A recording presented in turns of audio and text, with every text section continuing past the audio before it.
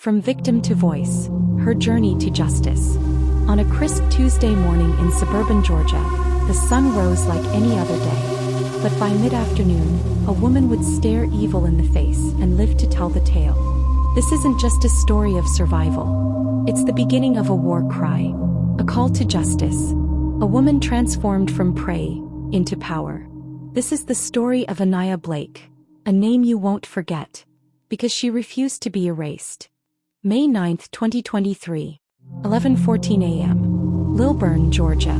The kind of small, tucked-away town where people leave their doors unlocked, where neighbors wave as they water their lawns. It's where Anaya Blake thought she was safe. Anaya was 33, a social worker, mother of one, recently divorced, finding her footing again. She just dropped off her 8-year-old daughter Maya at school and was heading back home for a remote therapy session. She had no idea someone was watching her. Someone who had been waiting. And this time, he wasn't just passing through. As she parked her SUV in the driveway, she noticed a white sedan idling 3 houses down. Nothing unusual. Delivery maybe. She shrugged it off. But what Anaya didn't know was that the man inside the car had followed her before. For weeks. Logging her routines, studying her windows, learning her silence. That afternoon, Anaya opened the door to a knock. Standing there was a man, mid-40s, polo shirt, clipboard. He smiled. Professional. Harmless. Said he was conducting a neighborhood safety survey. Claimed he was with a local firm working in partnership with the county. He even had a badge, cheaply laminated but convincing enough in daylight. She hesitated, but it was 1 p.m. Broad daylight. Neighborhood quiet but not empty. She stepped onto the porch. He asked routine questions. Checked boxes. All part of the performance. Then came the moment she couldn't explain, when his eyes shifted. His tone changed. His questions got personal. Do you live alone? Is your daughter your only child? Anaya's stomach twisted. Her instinct screamed. She turned to go inside to shut the door. But it was already too late. He forced his way in, fast, calculated. She screamed. But the street was silent. The closest neighbors were gone for the day. What followed was 17 minutes of terror. Anaya fought, scratched, bit. He slammed her against her dining table. She reached for a nearby lamp and struck him. He staggered. Blood dripped from his cheek. That gave her a chance. She ran upstairs, locked herself in the bathroom and called 911. Anaya, panicked, he's in my house. He pretended to be from the county. I hit him. I think he's still downstairs. Please, please. She stayed on the line. The dispatcher kept her talking until officers arrived, just 6 minutes later. But the man was gone. Gone. Not a footprint. Not a hair. Like smoke. But the blood on the table was real. And so was the fear now embedded in her bones. The investigation began. Forensic teams combed the house. The drop of blood on the edge of the dining table was collected. Anaya described the man in vivid detail. But there were no matches in Cody's. No known offenders. No local suspects fitting the profile. He wasn't just a predator. He was meticulous. Gloves. No fingerprints. No cameras caught his face. Not one neighbor had seen him arrive or leave. The police reviewed the white sedan's make and model from nearby traffic cam footage. Still, it led nowhere. Anaya's home, once a place of comfort, became a fortress. She installed alarms, cameras, moved into a spare bedroom, farthest from the front door. But the emotional damage? That couldn't be patched. Anaya began speaking out, first privately then publicly. She shared her experience at a local town hall. Then at a survivors event. People started calling. Other women. Saying they'd seen someone like him. Had similar encounters. But their stories had been dismissed.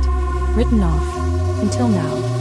One woman, Marisol, said she'd been followed by a man matching the exact description 2 weeks earlier in nearby Lawrenceville. She filed a report. Nothing came of it. Anaya's voice started something. A ripple. A movement. A pattern emerged. 7 women. All within a 20-mile radius. All had interacted with a man posing as someone official. Surveyor, utility worker, contractor. All in daylight. The police could no longer ignore it. This wasn't random. It was a predator with a plan. Detectives worked with Anaya to set a trap. He volunteered. She was brave, but not reckless. Wired, surveilled, watched from across the street by undercover officers. She waited on her porch, alone. Days passed. Then on a Thursday at 12:42 p.m., a white sedan slowed near her driveway. Anaya's heart dropped, but the car kept going. 3 more days. Nothing. Until day 4, when someone tried her back door. Officers swarmed. But again, the man was gone before they could lay eyes on him. And this time no blood. No voice. Just a black zip tie left near the door. He was taunting her, letting her know he was still out there. Anaya's story hits the news. National coverage. Her photo everywhere. Her voice shaking as she speaks to reporters. I'm not the only one, and I won't stop until he's caught. But then, something unexpected. An anonymous package arrives at her door. Inside, a burner phone. No return address. 1 number saved in the contacts. She dials it. It rings twice. Then a voice picks up. Come. Familiar. You looked so brave on TV, Anaya. Let's see how brave you are without the cameras. The phone was a burner. Cheap. Prepaid. Untraceable. Only 1 number stored and no record of who left it. Anaya played the voice again. You looked so brave on TV, Anaya. Let's see how brave you are without the cameras. She sat still for a long time, clutching the phone like it might bite. She reported it immediately. Police swept her property. FBI got involved. The phone was wiped clean. No fingerprints. Battery removed. Camera taped. But the message changed everything. This wasn't random. He knew her name. He knew her face. He knew where she lived. And worst of all, he wasn't done. The FBI brought in behavioral analysts. They believed the attacker was methodical, intelligent, maybe ex-military or law enforcement. A predator who didn't rush.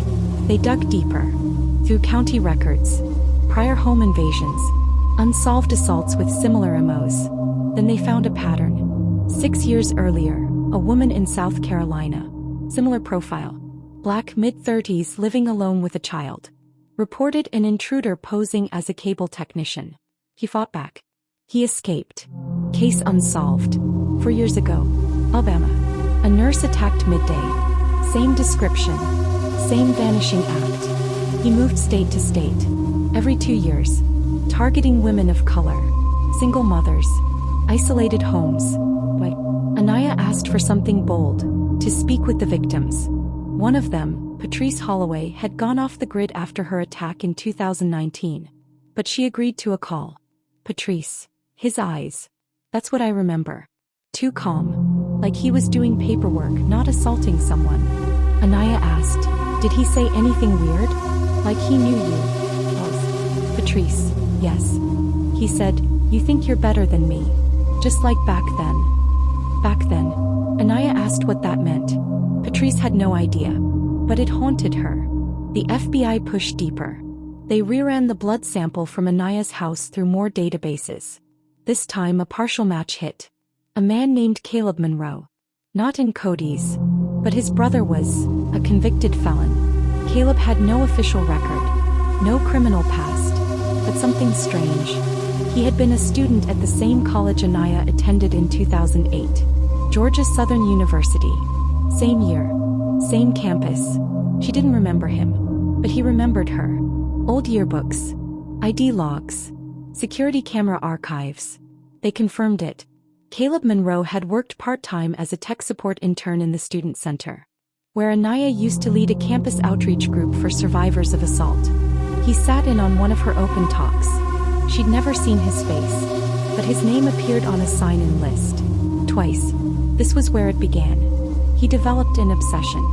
Not with her beauty, but with her power.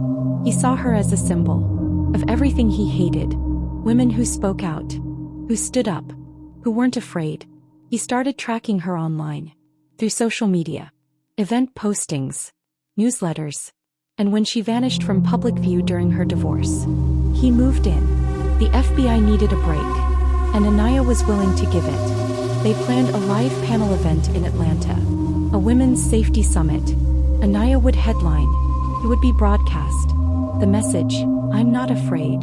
They hoped he'd come. Undercover agents filled the venue. Facial recognition software scanned every guest.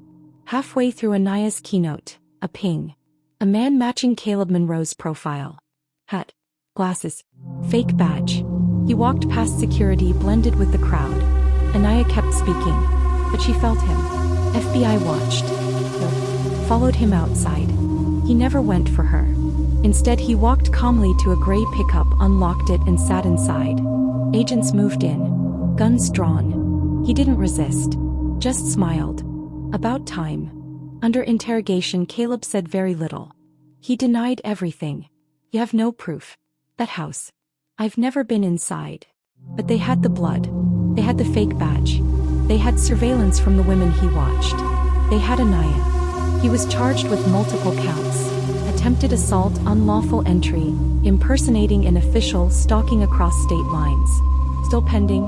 Federal charges. And behind it all, the possibility he may have hurt women who never got the chance to speak. Anaya didn't stop. She launched a foundation, She Speaks. For survivors of daylight assaults. For women of color who are too often unheard. Her story aired on national media. Her voice became a rallying cry. More women came forward. One by one they stepped out of the shadows. Not all got justice. But now they had something else. Each other. And her. They say sunlight is the best disinfectant. But sometimes evil hides in the brightest places. Anaya Blake didn't just survive. She spoke.